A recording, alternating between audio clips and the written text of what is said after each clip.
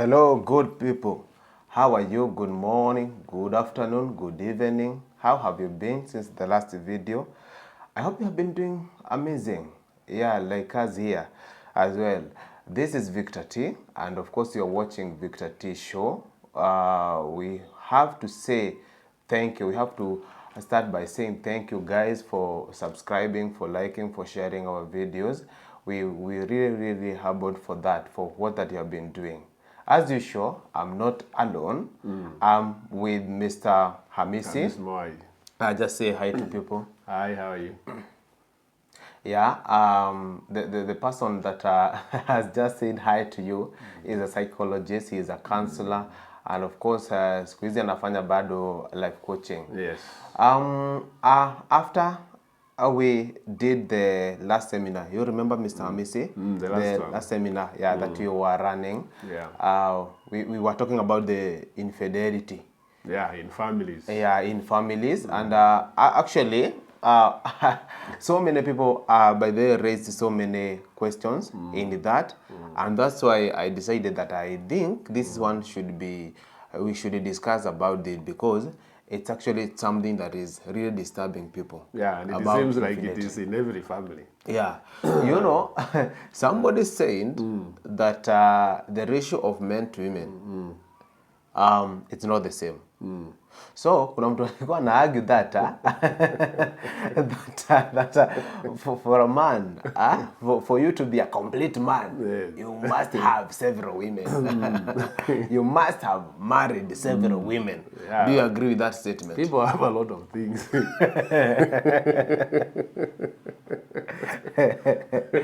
Yeah.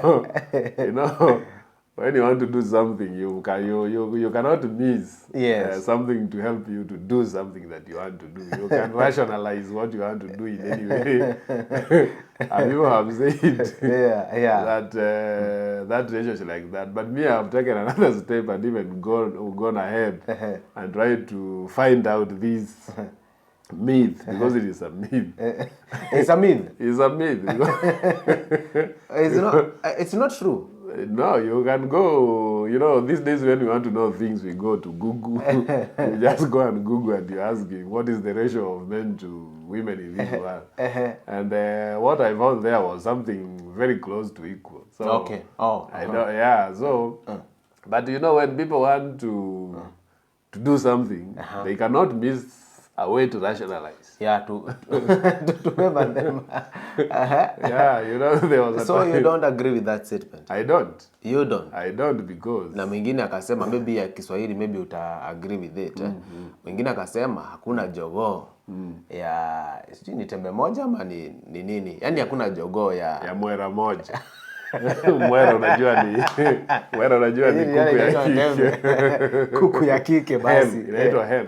Yes. Yeah, ni ukweli, hakuna jogoo ya mwera moja, lakini sasa hii si jogoo inaongea. Huyu ni mtu. Sasa anataka kujireduce into a kuku. How can they reduce themselves? Mtu anataka kujireduce up to a chicken. Unajua? Chicken haina kitu inaitwa akili kama ya binadamu. Kwa hivyo mtu akisema hakuna jogoo ya mwera moja ni ukweli. Lakini mtu wa mke mmoja ako. Sasa jogoo tu ndio hakuna. Oh, jogoo tu ndio. Lakini mtu wa mke mmoja ako. Sasa sijui kwa nini yeye anajitoa kwa watu, anaenda kujikombea na kuku. But you see, okay, you don't agree with that statement, lakini these things have been happening. These are people going out. Yeah, people are, you know, going out, they are married, and then they are still having some love affairs. Yeah, this is infidelity. Yeah. And it is something that has been there. Imekuwa hata from time kabla tujakuja. People has been there. They have been doing these things. Yes. Na sababu ya hii vitu ni needs. These were just trying to meet their needs in other places that they think they can get their needs. Because maybe they think they are not getting these needs from their spouses. Okay. Now they think they can get these needs from somewhere else. Outside their marriage. Yes, so people go out because of needs. Actually, even people marry because of needs. Otherwise, people won't even marry. So when you marry and then you think that your needs are not met in this family, Yes. now you try to look for the same need satisfaction outside the family unit.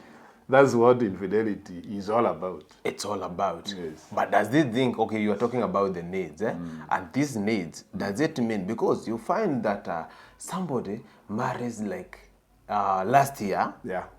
and then after 1 year, now this person starts to look, for these love affairs outside. Yes. It might not necessarily require like ni mwanaume anatafuta mapenzi na huko nje. Even the ladies. It is these days, it is both ways. So where does these needs go? Because in the first place, you had them. And that's why you have, you have stayed in that marriage until 1 year is over.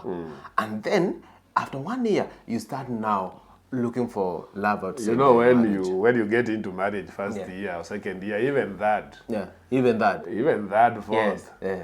You can say this person is giving the other one benefit of doubt. Maybe they are thinking, maybe these people will finally meet my needs the way I want in the future. And maybe I just need to give them a little time, and then I see if they maybe mold themselves or adjust here and there so that they can do what I want them to do, as in to meet my needs the way I want them to meet them. And then after some times, this person realizes this thing is not changing. I'm giving this person the benefit of doubt, and it is continuing like this. So they say, instead of bothering this person, let me look for someone outside who is readily available with my needs to satisfy them. But before you married this one, of course, you had, you have done some of your research, and you are really sure that this person, I think we are going to move with this person. Yes. Until the day do us apart. The problem is people change, and the other problem is people hide. You say change is inevitable. Yeah, people, they change. And become other things than those things you knew. And other people change. When you are studying them, they change to give you what you want to see. And then when you pick them, they become something else. Oh, so when you are dating, courting. Even when you are courting, somebody will just study and see what kind of a woman do you want, what kind of a man would you want to marry. They realize you want a person like this, the one who keeps quiet, the one who does this. They give you that. There you pick them. When they come to the house, now they become themselves. So about saying you are the real them. The real them. So the bottom line is nobody can get out of their homes and go outside unless they are going to satisfy some needs. And I'm not saying these are just sexual needs. Yes. There could be even compassionate needs. Yes. There could be even someone understanding them needs.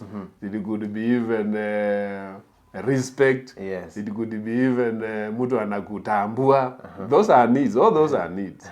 Yeah. So when we're talking about going out, it's just about one thing we are talking about. Yes. Needs are many, and if you don't find them in their houses, they go looking them for them in another place. Outside. Yeah. The problem with these is that this person that you married, your wife or your husband, cannot be all things. Stop looking for all things in one person. One cannot person. Be perfect. He cannot be all things. This person cannot be good in every area. Yeah. And even where you are going to look for these needs, you realize that even that one person have one good need. So you need to have like 100 of them, so that you can get one good need in each one of them, because all of them cannot have everything. Yes. So be prepared to have like 100 homes, because you cannot get one good thing from one person, another good thing from another. Yes. Expecting your spouse to be perfect in every area is like expecting her to be 100 people. because the person you are going to might be good in one area, but weak in other areas where your spouse is strong. So you need then 1,000 of them, so that you can pick the good, and then you. That's why we in our talk we are saying kaa kwako. But then I'm really wondering, where does love goes, and then the element of infidelity sets in. you know, love have not been defined the same way in all cultures. Yes. In other cultures, love is something else. In other cultures, love is something else. Yes. There is even a woman I heard sometimes somewhere telling other women that if their husband don't beat them, they feel they are not loved.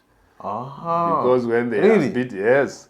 Because when they are beaten, now they see the jealousy in their husband, like their husband is possessing them, like they are jealousy about them, and they don't want them to talk to anybody, and they interpret that as love.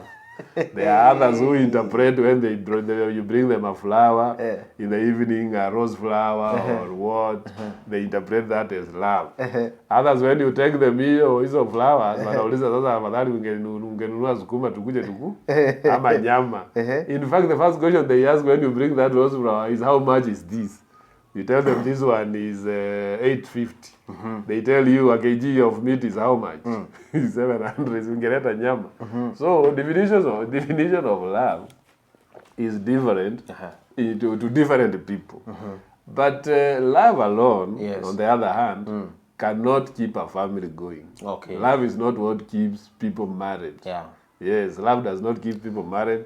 It is commitment. It is decision. Okay. It is decision. If you say that you are going to stay in your family because of love, love it fluctuates. It comes out. You are not like you don't put like a plastic mask like you are smiling 24 hours. You are loving people. No, love is up and down. It fluctuates. But commitment and decision is what keeps families. It is a commitment. It is a commitment. And deciding. But you cannot say with somebody who okay, of course you don't love. You cannot. I already said love can be defined in different ways, in different cultures. So I don't know the love you are talking. I'm saying that can you really stay with somebody that you don't love? So love still counts. But it's only that it counts love a very little counts, percentage. but it is not 100. Love is just there. And love is something you work for. Love is not something that is just there. Love is something you work for. You dig, you plant, you cultivate. Love is something you do a lot of things. And you could be doing a lot of things for nothing. If the other person is not interpreting what you are doing to be love language for them, you could be doing the wrong things to the wrong person. So you need to know the love language of your partner so that you are doing the right things.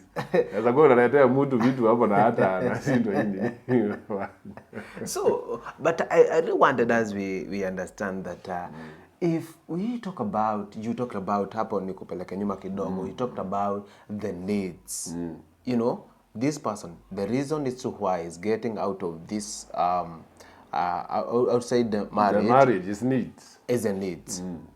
So does it mean that there is a way that he or she can get these needs and not move out? Yes. Right? Yes, there's a way. There is a way. There is a way because this person is a coward in the first place. This person who is getting out of his home is a coward and a shy person because he's just supposed to communicate his needs to their spouses. You know, even when they are moving out, their spouses don't know what is happening. Yes. They don't know why they are going, why they are moving out. Because we have needs that we expect our spouses to meet. And I said needs are many, just not just one part of needs. We have needs we expect them to meet. Yes. But some of these needs, they don't know whether we have them because we have not communicated these needs. They think we are doing fine. In fact, when we are going out, they wonder what's happening with this man. Okay, sorry. They don't know whether we have needs. We have not communicated it. We are shy. We are fearful. Timid. We are very timid. Yes. Yes, and we feel like if we communicate these needs, maybe our spouses will be angry. So we want to avoid that pain. We move out. Yes. But is that the right thing to do? It is not the right thing to do because moving out have consequences. Yes. Moving out have consequences. There are diseases. Everybody knows we have diseases. Yes. We have family breakages. You know the other person will not just stay there. You go everywhere you want and come back there and find them there. There are family breakages. There are diseases. Yes. We have even respect. You know, even the Bible says a prostitute reduces a man to the price of a loaf of bread. Yeah. So your respect is gone. Your future dignity, is yeah. your future is destroyed. Your focus is destroyed. This thing is something you decide to do in a minute, Yes. but the consequences you live with them for a lifetime. Consequences escalate. What you do, a decision of a second, Yeah. gives you consequences for a lifetime. Uh-huh. And even bring you death. Or just get a love triangle. Yeah. People yeah. even killing each other. Yeah, sure. You find someone has been shot, nothing has been stolen. Yeah. When you ask these things, it was a love triangle. So and so was here, so and so was there, and the other one was here. All these things, if you compare speaking to your spouse about your needs and going to these problems, you better speak your needs to your spouse. Communicate. Be assertive. We'll be talking about assertiveness another time. True. Assertiveness is speaking your thoughts and your feelings to the other person without hurting theirs. Yes. Sure. Letting the other person know how you view things and how you want things done. We're doing that respectfully.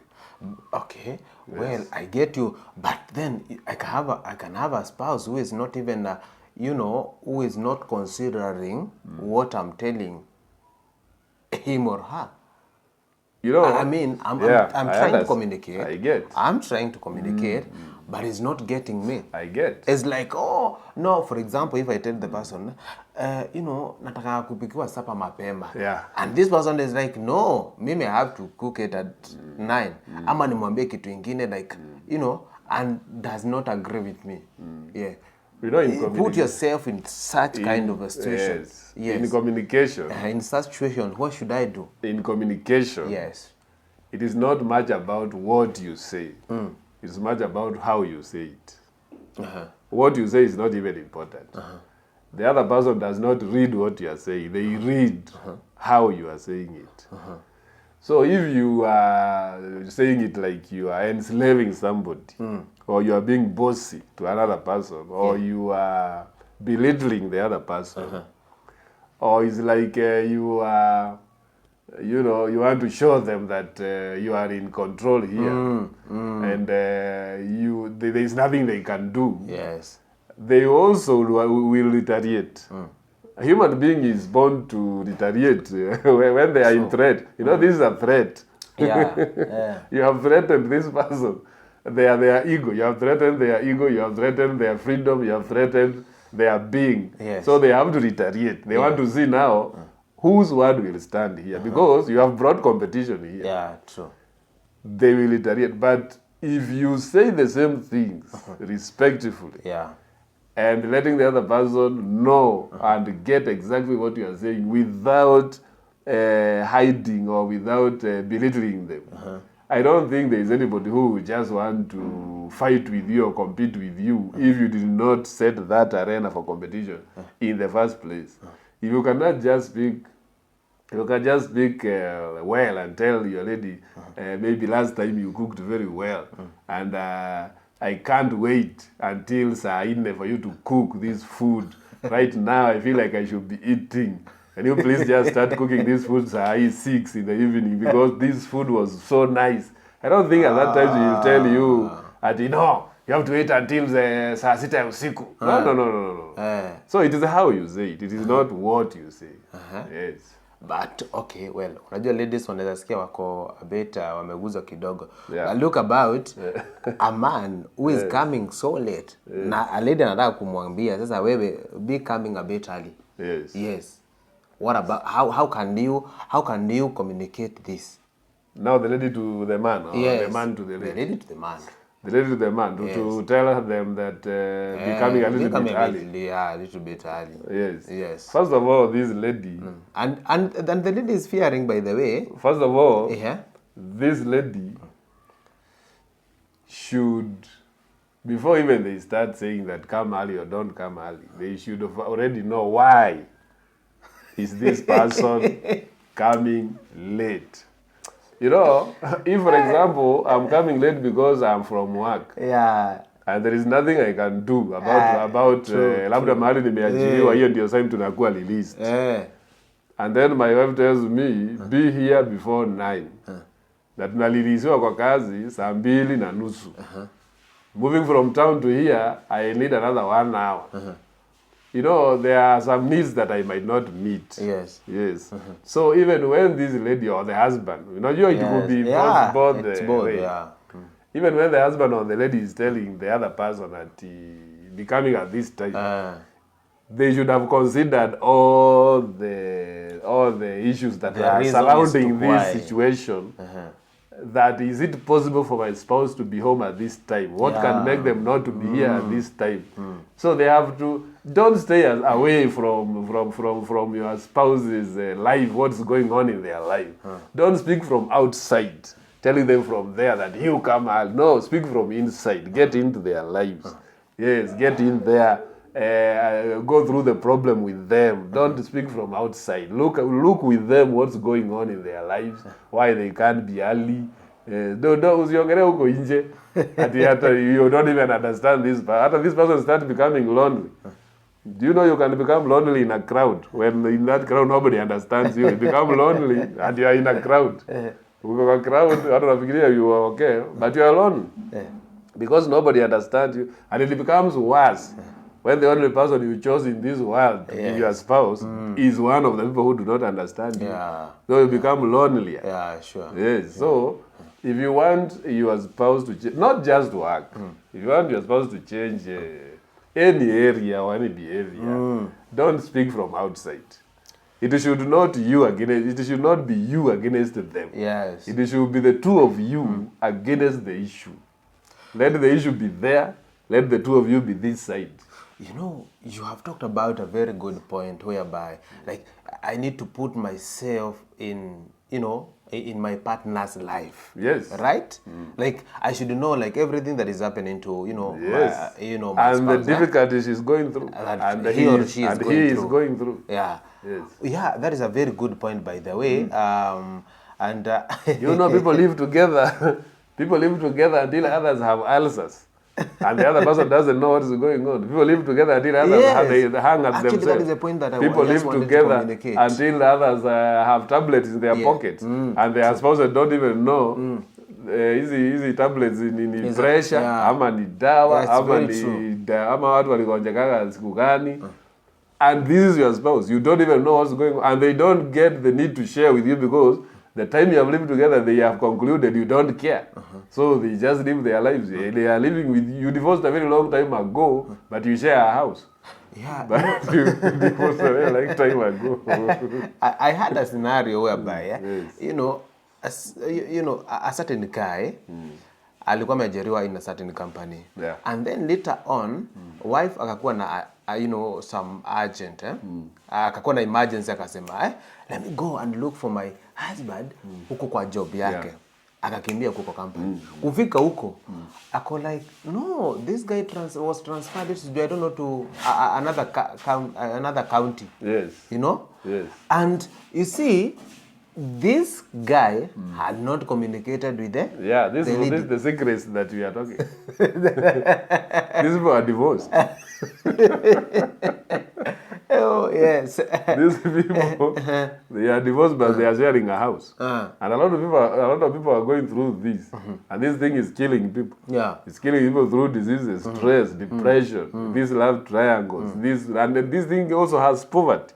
Oh, yeah. Yeah, this one is a recipe for poverty. Because if you have your own family, and then you have other people you are paying their houses, you are living in suspicion. You are living in suspicion. You are going looking behind your back. Someone may shoot you because you don't know the lady you are with the other day in the hotel, whether he belongs to another person who is a military, in the military. So you are looking behind your back. So you are bringing yourself trouble. Yeah. Because when you leave your home and you go to these other people, like if you go to another women or other men. Yes, yeah, true. You'll find that there are men I know who are educating other women's children in academies that they pay a lot of thousands of money, and their children are in government schools. Yes. That's so ironical. Yeah, their children are in government schools, and even the uniform itself of their children imeraruka, it's torn huko nyuma, iko na matochi huko nyuma, and wanapeleka wale kwa nini kwa academies ya pesa mingi, so you unashindwa ni kurogwa ama unashindwa hii kitu is it normal, is it real? Yeah. So and you see like someone doesn't even do the afanye hiyo ina kitu inaitwa the full picture. Yes. To the end. And you know when these people sometimes they wanafutwa kazi or they become ill. Yes. Terminally, these are terminal diseases. Yes.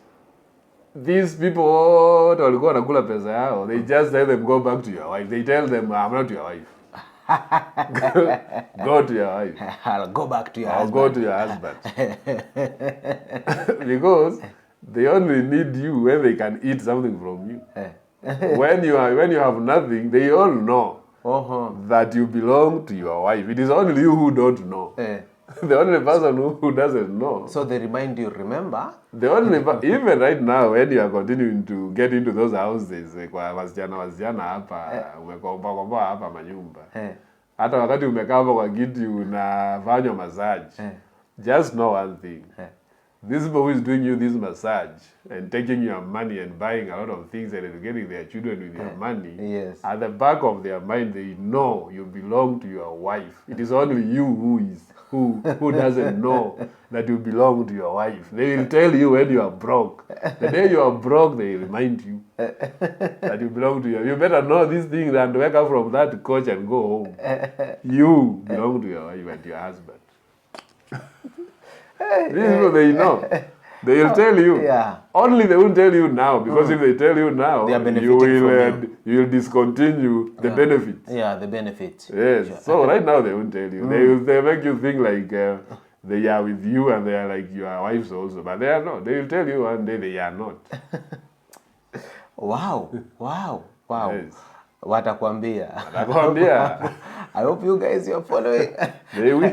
I hope you guys are following us. They will. Najua your story. Subscribe, like, and share the video. All right, Mr. Missy. Yes. You have talked about this person who have already gone out of his or her marriage. Yes. And there is this person who is already in that situation. Doesn't know what to do, doesn't know how he or she will start it or communicate it with the partner, doesn't know, like literally hajui ataanzia wapi, because he wants to communicate this thing to the partner, because he or she wants to get out of this. Is already in.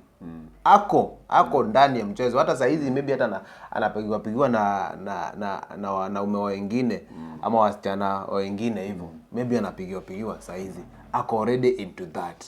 Na hajui what to do. You know, in these things, you also don't go with that. You don't do things that will escalate these issues. Yes. Since you did not tell your wife when you are going to those places. Yes. You did not tell your wife when you are going, or your husband when you are going. Why don't you just stop yourself? Or don't bring your spouse into these things. But I'm changed person. No. I have to be open. Even when you are changed to a bad one, you did not tell them. So just move from those things. The important thing is not whether you tell them. The important thing is whether you stop going to these places. And there is one thing I would want here to include here. That the confusion that is here is people do not understand about marriage. Yeah. And they do not understand about family. You know, these are two different things. Yes. Marriage is made up by two people. Marriage is not made up by other people. Marriage ni ya mtu na mke wake ama na bwana wake. Yes. That's an institution. True. Yes. Uh-huh. Family Yes. is made up of the marriage, the married now, plus children. Yes. You see, now these are different things. And then that's a nuclear family, and then Yes. there is an extended, Yeah. and then there is the clan, and then there is going down to the community. All those people, they influence the married. But you see, the married do not continue to be nuclear extended whatever. The married, they stay like that. Yes. So if you can know that in your home there is two institutions. Yes. There is the institution of marriage, which does not involve your children. It involves you and your wife and your spouse. Yes. And there is what is called family, which involves the two of you plus the children. Yes. I'm saying like this because what is bringing this infidelity and this lack of fulfilled needs in family is Yes. this family. When the children come, Uh-huh. these people who are married, they forget about this institution of marriage. Yes. They start now scrambling and partitioning of these children. Ni kama ile ya partition of Africa. Wanaanza sasa kila mtu anang'ang'ania Watoto. So they take all their love and all their love, their passions and their everything to the children. Yes. At this time unapata mtu the other person have come and they want the needs of marriage. And the other person is busy with the needs of family. Oh, yeah. So they have taken the family and put in front of marriage. And what they are forgetting is that this family will one day, this Tumutu, they will one day make their own families. Yeah, sure. And leave this marriage the way it was. They are forgetting that one. They will leave you too. Unless the marriage is working, the family cannot work. Oh, unless Unless these marriage married is people, working. unless these married people do not overlook this marriage institution, the family cannot work if the marriage is not working. That's where you'll have broken families. That's where you'll have single parents. That's where you'll have violent families. This is where you will have a lot of these commotions because the unit of marriage is not working. And even hata hii mambo tunaongea kuhusu people are going out, it is the marriage that was neglected. Yes, it is the marriage. Someone alisema, now that I have children, I don't need the other person. Now that I have children, me, watoto yangu wakisoma, they can cater for me. Even my future is safe now. My children will come and buy me what. So what can you do to me? What do you mean? So they kill this, not knowing they are killing the other one. Yes. Oh, that's how it happens. That's how it happens. So not unless they first of all work on their marriage, the family cannot work. The family found them married.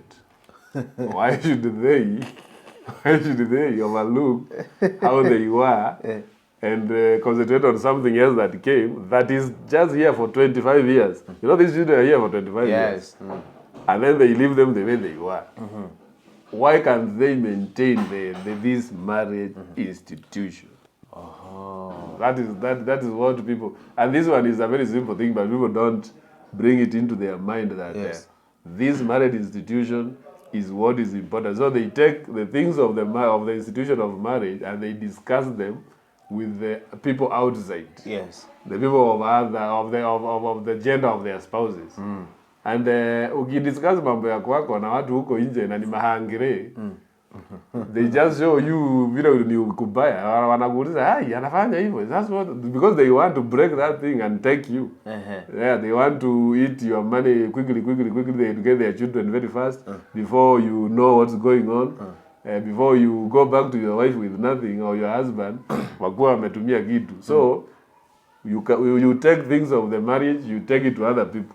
And then they get you, you show them your weaknesses, the weaknesses of your family. And then they hit there. You have shown them the soft spot. They hit there.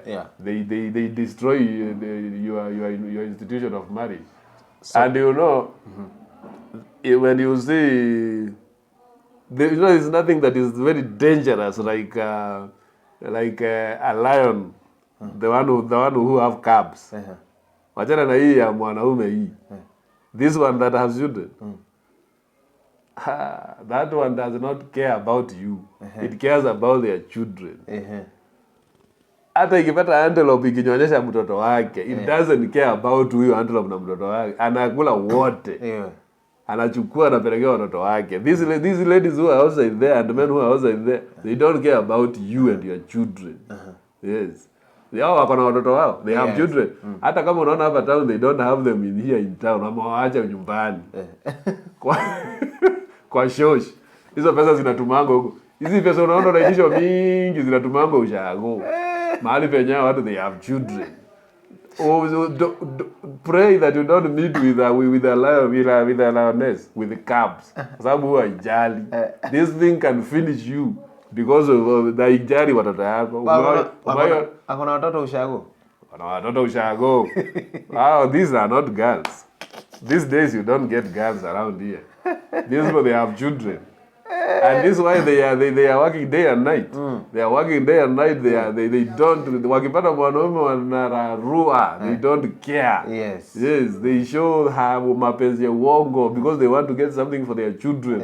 And they don't care about the children of this man. Just like this lion.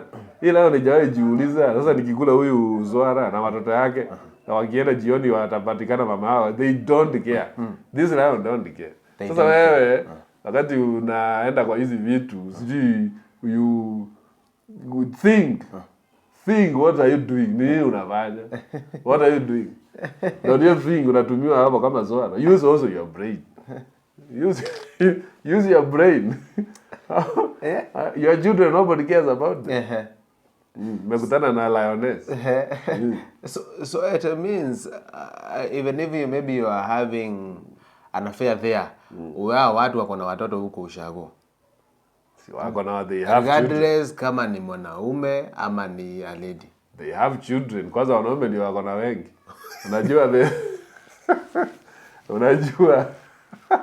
Unajua mahali penye wanaume wanajificha ni when they walipata babies zamani, they didn't take responsibility. Kwa hivyo watoto walienda na wasichana wakaolewa na hao watoto, wasichana wengine wakaenda somewhere else, wengine wakaenda ile disadvantage ladies wako naye, a disadvantage in quotes, is that akiwa na mtoto lazima mbebe 9 months amzae, and everybody is aware this person alizaa. Yes. And unaona hata when we go to weddings, I have observed this thing that kama msichana ako na mtoto, that one is not called a holy wedding. Lakini kama kijana tu yeye, hata kama alikuwa amezaa watoto wangapi unajua hatujui. Sababu hakuonekana na mimba, hakuonekana na anything. Hatujui alikuwa amefanya nini. Kama mwanaume yeye ako hapo, unless kutokea mwanamke kwa hiyo wedding aseme I am stopping this. Hiyo sasa ni holy wedding. Lakini kama msichana ako na mtoto hapo kwa miguu wakati holy, inasemekana this one is not holy. So it is regardless of gender. Wewe wanaume wako na watoto, ladies wako na watoto, and everybody is catering for their children. Mtu mwenye ajui Kenya anafanya hii Kenya ni wewe peke yako, kwa sababu wewe ndio unatumiwa vibaya watu kulea watoto wao. Wewe peke yako, yani wewe ndio peke yako uko in your own world ya ujui, hata hatujui what you are doing. Everybody else is catering for their children and their life, lakini wewe unatumiwa kama gambut. Mvua ikinyesha inatumika. Kujua ikitokea inarushwa chini ya kitanda until next season. Sasa hivyo ndio maisha unaishi. Na is there any way that unaweza jua kama huyu mtu ako na mtoto na huko ushago ama? Why should you know? Unataka kujua. So maybe you want to date this person. Unamdate na uko na family. We are talking about people who are married. Wewe endelea na hizo shida. Hata kujina ukimchunguza. So let me just take you back there. Ulisema huyu wewe kama ulikuwa a victim of infidelity, wewe usimwambie, don't tell your partner. You should gauge the person you are telling. You know there's someone unaweza mwambia alafu akuache. Unajua there's someone you can tell, you dissolve the family is dissolved. So whatever decision you are making, you know who you are telling. Know that whether they can handle it, whether you have the shocks, and know whether it is safe to tell them for the family or it is not. Because what we are doing here is we want the family to be intact. We don't want separation. Divorce is very rampant these days. people are divorcing for very minute things. Yeah. Yes, because people are very selfish with themselves. Mtu ulilelewa na baba na mama lakini unataka kulea watoto bila wazazi because of a very small thing. Sijui mmekosana kitu hapo kwa meza kitu kidogo and you take your bags you go. You are being selfish with your children. Your children nani alikwambia wataki kulelewa na both parents so that unatumia kitu kidogo ku dissolve family. It's a very something with kitu you are being selfish. Yes, so hata kuna mwingine nilisikia ameenda kwao kwa sababu bwanake hakuwa anashika simu. So akafikiria ni kama sasa unaona ni kama hata mwingine tu ni chumvi aliulizwa mbona umeweka chumvi mingi kwa chakula. Akuulizwa tu hivyo akachukua bag. Kabana na bag. This is selfishness. This is selfishness. Think about your children before you make these selfish decisions. Haraka ati I'm going. Ulilelewa na baba na mama na ulikuwa unaona shosho yako na kuka yako hapo. Wow, you being selfish about your children. Wewe unataka watoto wako pia wakae vile ulikuwa unakaa. There are times when you leave, but not all the time. There are things that can make you leave. Lakini siku hizi new selfishness. You want freedom. Yes. So that you can be getting in the house at this usiku bila kuulizwa. And you don't care about your children. Hiyo freedom yako iko mbele ya watoto. Sasa hiyo freedom yako hasa umeweka juu ya watoto. And you know Victor, yes, in psychology when we are studying, yes, wakati tulikuwa huko, the structure of the personality of a person is the structure of their personality is structures into three categories. And I want to speak about one that is called ED. The watu wenye wamesoma psychology, they know what I'm talking about. ED is the structure of personality yenye inakuwa na mtoto. Wakati mtoto amezaliwa, unaona hii mambo ya mtoto craving for everything. They want everything now. Hawana dakika hata ya kugoja ati hata chakula iive. Hata kwa supermarket anajigaragaria kwa supermarket chini lazima wapatiwe hiyo kitu. Lazima. Na kama hakuna hiyo kitu they cry. Yes. That's hiyo inaitwa ED, is biological component ya structure. Yes. Ya personality. And it is okay when it is with children. Okay. Yes. When now we grow up and we don't change, this personality inatukatalia. You become a mtu mzima na uko na hii personality ya ED. Ndio hizi matabia unaona. Anakasiriwa na kitu kidogo. Anakasiriwa na kitu kidogo. Because the other structure is the ego and the other one is the super ego. So if your ego does not grow, you know, the ego tells you cannot have this now, you can wait for this, you can stay, you can do without this. That is the ego. It can tell you can stay without this, you can wait. Unaweza koja kidogo chakula ichamuke. Unajua mtoto mdogo hawezi go chakula ikiwa pale anataka itolewe. Na ni sahihi hiyo mnaweka mchele. Azala toa hii kitu. Unajua kuna watu wana grow na hiyo shida. Now when you marry someone like this, waidi. Akitaka kitu ametaka. Akitaka kutoka ametoka. Akitaka so, anakupeleka mambio mbio. Ile kitu tunataka kusema yes, grow up. True. Na wacha kufikiria ati family ati ni a walk in the park. Family bado ni ngumu. Wacha kuona tu vitu dogo dogo na toroka. Watu wako kwa familia, unaona kwa familia si ati they are having it easy. Yeah. People are there because they have decided to stay there. Yes. And they are committed. They are committed and they are trying even they are working hard towards the betterment of their family, not towards destroying their family. Yes. Ni wewe tu. Peke yako. Peke yako. Ndio ujui kitu unafanya. You need to know. Our viewers, you need to know. Yes. Wow. Yeah. I don't think we can finish up this this topic. It's so wide. Yes. So we have to wrap it up. Yes. I don't know whether you have a parting shot. I think I know hiyo topic vile wasema is very so wide. Very wide. So wide, yeah. Alafu it is specific family specific issues. True. So one thing does not apply to every person. Yeah. You find in other cultures what is considered normal is not normal in other cultures. Yeah. So like If you go to other families, you find maybe they are allowed even to have concubines and things like that. Oh, yeah. Yes. So what is normal in another culture is not normal in another. Yeah. Yeah. What is normal in one religion is not normal in another. In Like in another. Christianity, you know how many women you have to have. Yeah. In Muslim, you know how many women. So what I'm saying is, this thing is not normal all around. Yeah. But you being an individual, you know what is accepted in your society, Yes. or in your family, or what is expected of you. Hata kusema ati niliona mtu alioa bibi wa India, alikuwa wapi, ni hiyo ni culture gani, na ni you know which culture you are in and what you are doing. Yes.